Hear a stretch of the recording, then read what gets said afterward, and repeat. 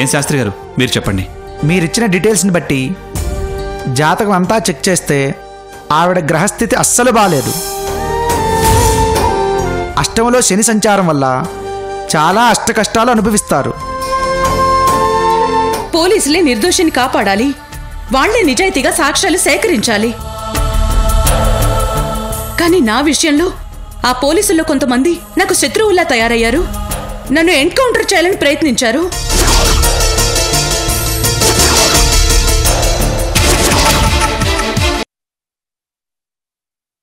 అవి రోజీ గారు Rosy group of industries chairperson గా ఉన్నప్పుడు ఆవిడ పర్సనల్ ఆఫీస్ కి సంబంధించిన వివరాలు, ఆవిడ కంపెనీకి సంబంధించిన ఐటీ రిటర్న్స్, ఆస్తులకు సంబంధించిన ఐటీ రిటర్న్స్, అన్ని వివరాలు అన్నీ ఉన్నాయి యువర్ ఆనర్.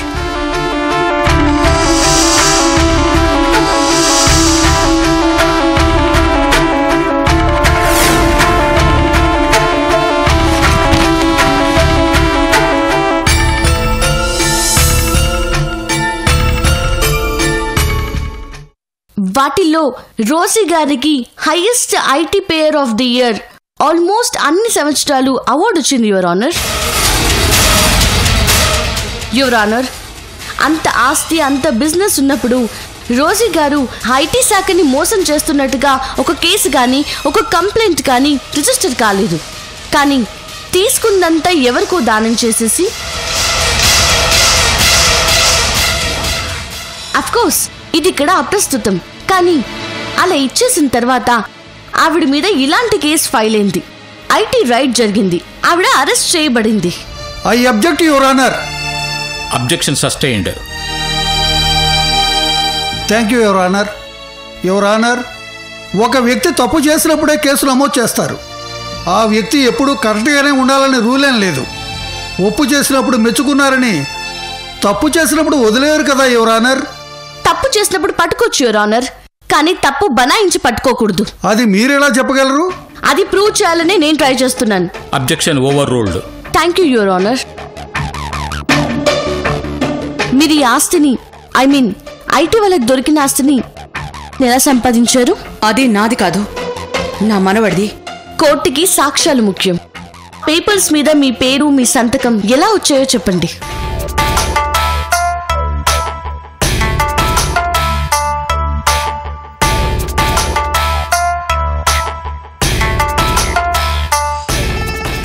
అంటే అవి ఆ ముందు రోజే మీ పేరు మీద మార్చబడ్డాయన్నమాట.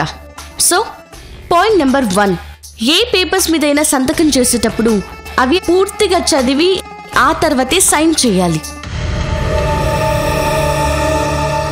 I object your honour. నేను ఇంకా కంప్లీట్ చేయలేదు. Let me complete my defence your honour. Yes, proceed. Thank you your honour. IT raid జరిగే ముందే ఆ ఆస్తిని రోజీ గారి పేరు మీద రిజిస్టర్ చేసినట్టుగా రిజిస్టర్ ఆఫీస్ వారిచ్చిన జిరాక్స్ కాపీ.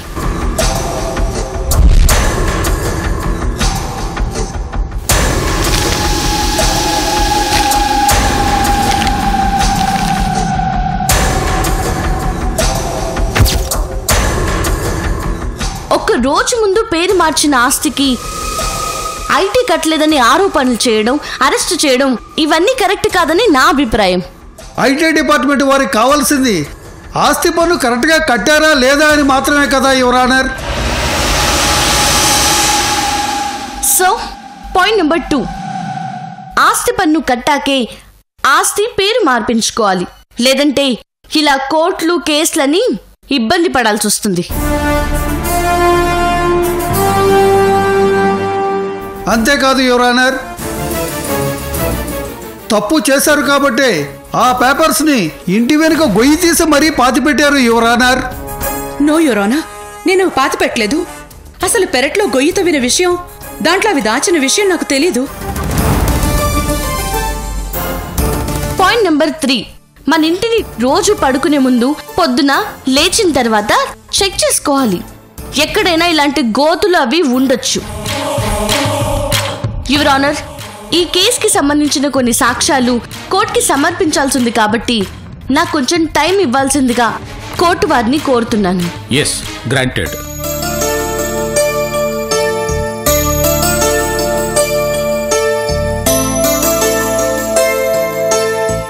ముద్దాయి తరఫు న్యాయవాదికి 2 రోజుల గడువునిస్తూ ఆ లోపు కేసుకు సంబంధించిన పూర్తి సాక్ష్యాలను కోర్టుకు సమర్పించవలసిందిగా ఆదేశించడమైనది.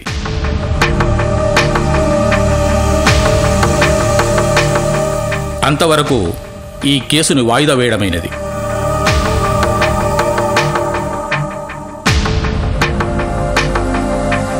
The court is adjourned.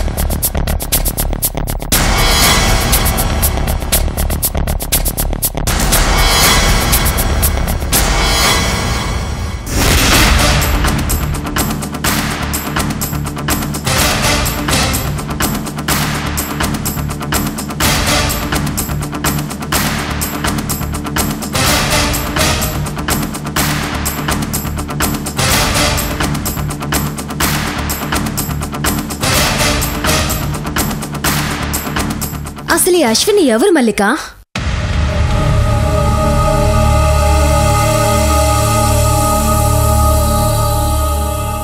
తను లాయర్ అంటే నేను ఇప్పటికీ నమ్మలేకపోతున్నాను నందిని. తను లాయరా డ్రైవరా అనేది మ్యాటర్ కాదు మల్లిక. తనే అరెస్ట్ చేయించి మళ్ళీ తనే లాయర్గా ఎందుకు వచ్చింది అనేది మనం ఆలోచించాల్సిన మ్యాటర్. Yes, you're right. అసలు అరెస్ట్ ఎందుకు చేయించింది? ఎందుకు వాదిస్తుంది? అసలు తనెవరో తెలియక తల పట్టుకుంటే తను చేసే పనులు అర్థం కాక ఇంకా తలనొప్పి వచ్చేలా ఉంది. కానీ తన వల్లే రోజీ బయటికి వచ్చేలా ఉంది కదా లక్ష్మి. అవును నందిని, తన వాదన చూస్తే నాకు భయం వేసింది. భయం ఎందుకు? ఇప్పుడు వాదించి తీర్పు చెప్పాల్సిన కేసుని వాయిదా పడేలా చేసింది. సాక్ష్యాధారాలు సంపాదించి ఖచ్చితంగా రోజీని నిర్దోషిగా ప్రూవ్ చేస్తుంది. రోజీ బయటకు వస్తుంది. నాన్న, తనెవరో అమ్మ తన దగ్గరికి ఎందుకెళ్ళిందో కానీ అంతా మన మంచికే అనుకుందాం. అమ్మ మన దగ్గరకొస్తే చాలనుకుందాం. చాలదు మల్లిక. తన గురించి డీటెయిల్స్ తెలియడం ఒక్కటే సరిపోదు. తన గురించి పూర్తి బయోడేటా తెలుసుకోవాలి. అంతకంటే ముందు మనం ఒక పని చేయాలి. ఏంటది నందిని? విక్రమ్,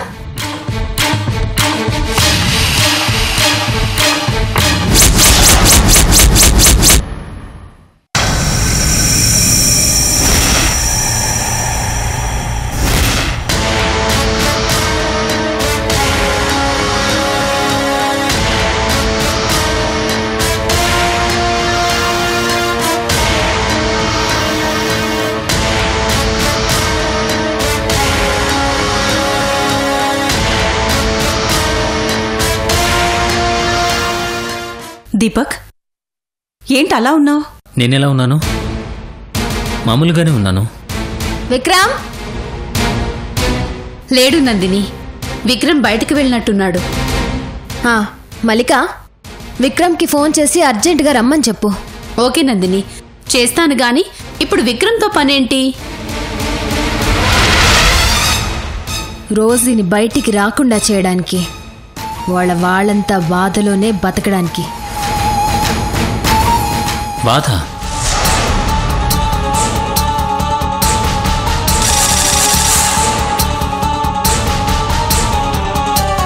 నాకేం బాధ భార్గవి? దీపక్, తాగావా? ఏంటమ్మా నువ్వు? నాకు మందు అలవాటుందా?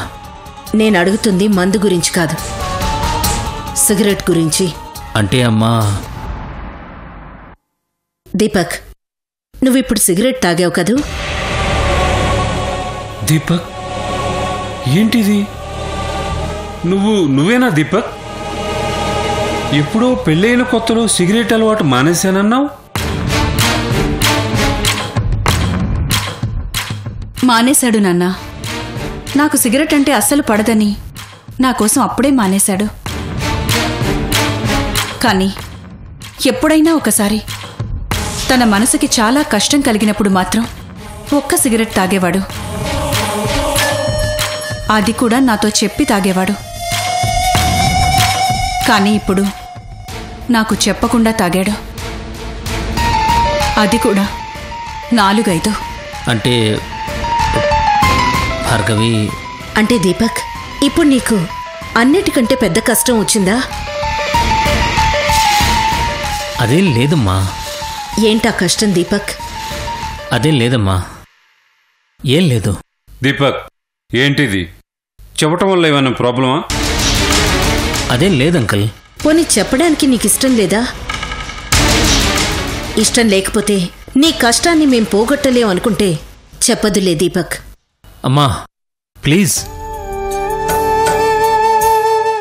సారీ అమ్మా, నేను చెప్పడానికి నాకేం బాధ లేదమ్మా.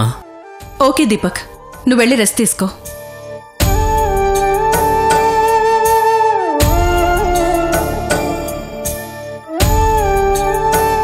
ఆంటీ, దీపక్ ఎప్పుడూ లేనంత పెద్ద కష్టంలో ఉన్నాడు. అది మానసికంగా.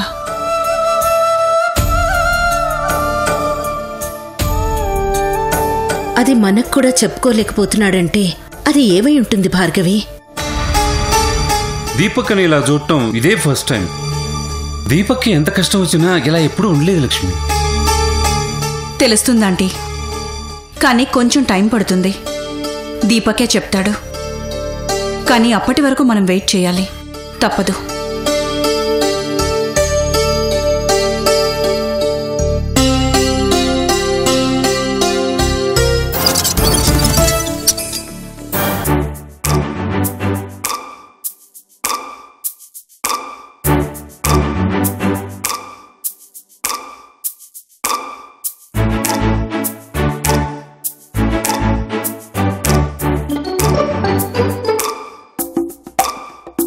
నాకున్న కోపానికి నేను నా కాల్తో నీ పీక తొక్కి చంపేయాలనుంది.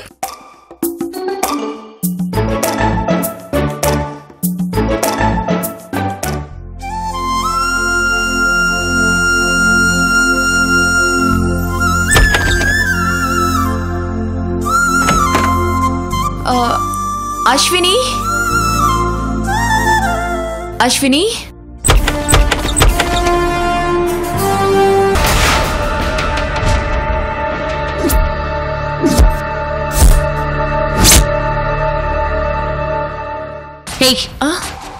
నువ్వెందుకొచ్చావు? ఎవరు రమ్మన్నారు నిన్ను? Out, get out. అశ్విని ఆగశ్విని, ఒకసారి నేను చెప్పేది విను. ఇష్టం వచ్చినప్పుడు రావడానికి, ఇష్టం వచ్చినట్టు మాట్లాడడానికి ఇది మీ అమ్మ మిల్లు కాదు. పద. అశ్విని ప్లీజ్ రా. నేను చెప్పేది విను. Ashwini, get out, get out from my house. Ashwini,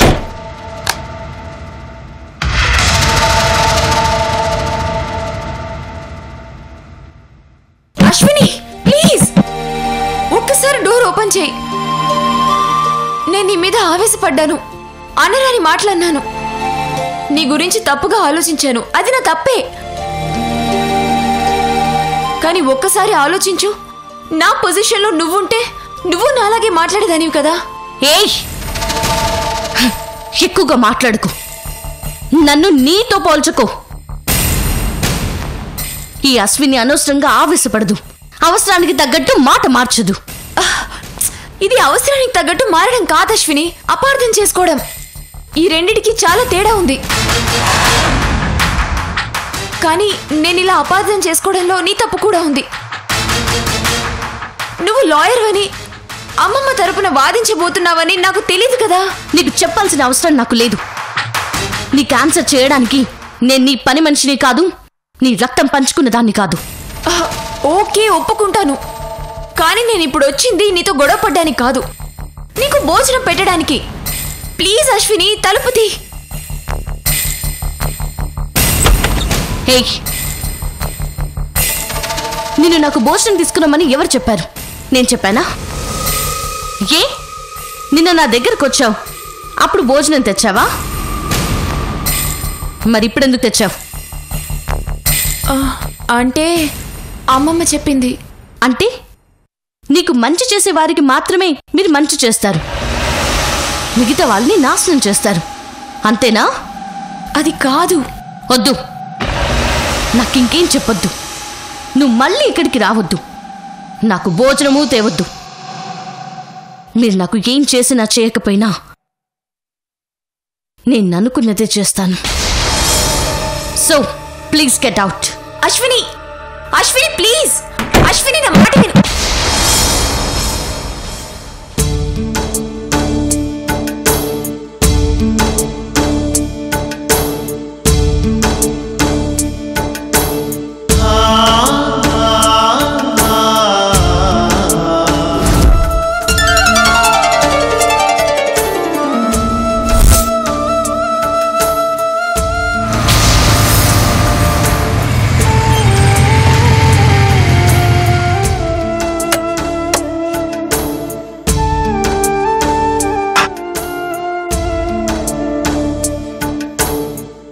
madam, మీరేనా? మీరేంటి మేడం ముగ్గులేస్తున్నారు? మిమ్మల్ని ఇలా చూస్తుంటే నవ్వు వస్తుంది మేడం.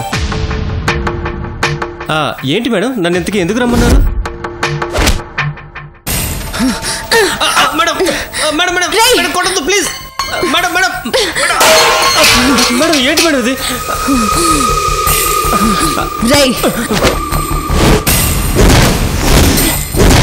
రేయ్, నీకేమనిపించింది? కలర్స్ నా షర్ట్ని పాడు చేస్తాయేమో అని భయమేసింది మేడం. నువ్వు ఆర్య సినిమా చూసావా? చూశాను మేడం. అందులో అల్లు అర్జున్ స్టూడెంట్స్ గ్యాంగ్ ని ఎలా కొడతాడు? అసలు టచ్ చేయకుండా భయపెడతాడు మేడం. ఇప్పుడు నేను చేసింది అదేరా. నువ్వు కూడా ఒకళ్ళని భయపెట్టాలి. నాకు ఎవరినైనా కొట్టడమే తెలుసు కదా మేడం. నో, నువ్వు తనని ఏమీ చెయ్యకూడదు, కానీ నువ్వు ఏమైనా చేయగలవని తనకి తెలిసిపోవాలి. అన్ని తెలివితేటలు నాకెక్కడున్నాయి మేడం? మీరేం చేయాలో ఎగ్జాక్ట్గా చెప్పండి, అది యాజ్ డిజ్గా చేసేస్తాను.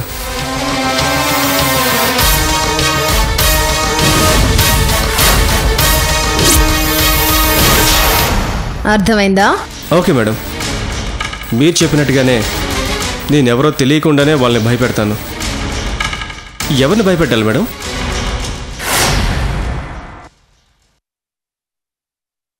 అశ్విని.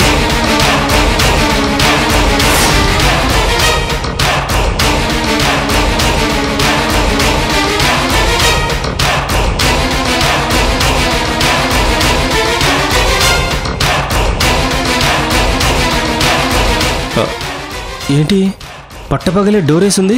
ఈ ఇంట్లో ఎవరు ఉండరా?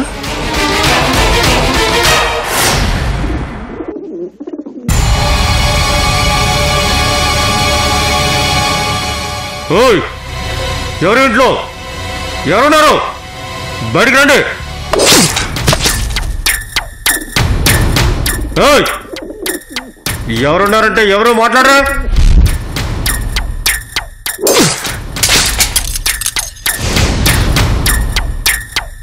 మర్యాదగా బయటికి రండి, లేదంటే ఈ ఇల్లు మొత్తం సర్వనాశనం అయిపోతుంది, నేలమట్టం అయిపోతుంది. ఎందుకలా అరుస్తున్నావు? ఏం కావాలి?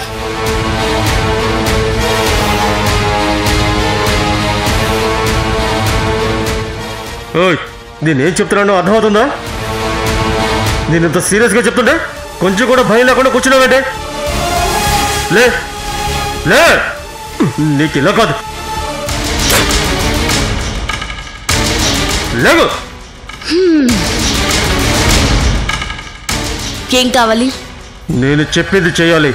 ఏం చేయాలి? నువ్వు రోజీ కేసు వాదించకూడదు. వెంటనే విత్డ్రా అయిపోతున్నట్టు ఈ రోజే వెళ్ళి కోర్టులో లెటర్ పెట్టాలి.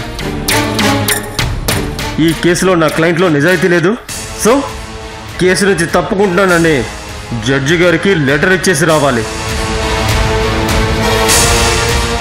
అది ఇప్పుడే జరగాలి. అంతేకాదు, నువ్వు అసలు ఈ ఊళ్ళోనే ఉండకూడదు. వెంటనే ఖాళీ చేసి వెళ్ళిపోవాలి. ఏంటి మాట్లాడు? నేను చెప్పేది కూడా ఒకసారి వింటే. చాలు, నేను అస్సలు వినను. నీ గొంతు వినలేను. అశ్విని, నువ్వింకొక మాట మాట్లాడినా నా తల ఈ గోడ కొట్టుకొని నీ కళ్ళ ముందే ప్రాణం తీసుకుంటాను.